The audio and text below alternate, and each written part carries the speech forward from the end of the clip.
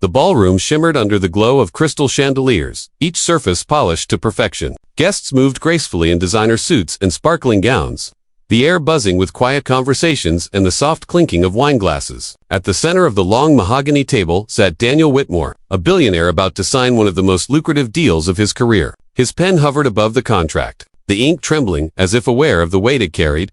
And then, softly, a voice broke through the tension, a voice that wasn't commanding or forceful, but quiet and unwavering. A waitress, who had been quietly serving drinks and clearing plates all evening, spoke up. "Sir, that formula is wrong." The room went still. Board members glanced at one another, confused. How could a waitress possibly know more than the experts at the table? But there was something in her tone, not arrogance, not disrespect, but calm certainty that made Daniel pause. Her name was Emily. She had once studied chemistry but had been forced to leave university to care for her ailing mother. Now, as she noticed a subtle error in the contract, she couldn't stay silent. It wasn't just a small mistake, it was a potentially dangerous miscalculation that could affect countless lives.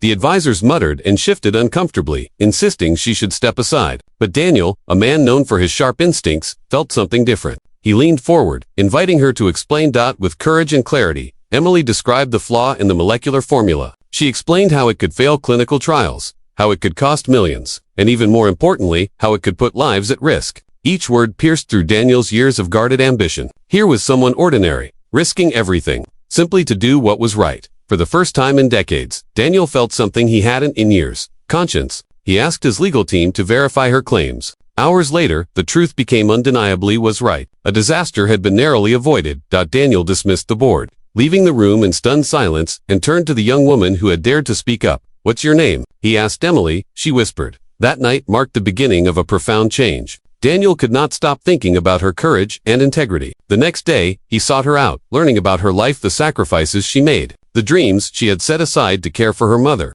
the strength she carried quietly every day.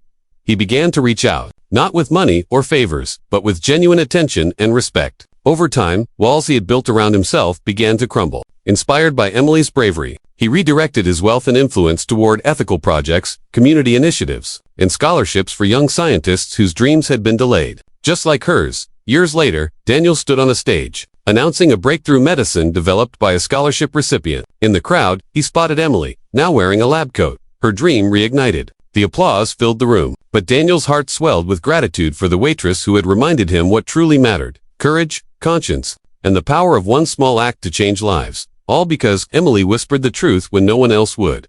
If this story touched your heart, please like, share, and subscribe to Whispers of Kindness. And in the comments, tell us, do you believe one small act of courage can change the course of someone's life? Emily did, and the world is better for it.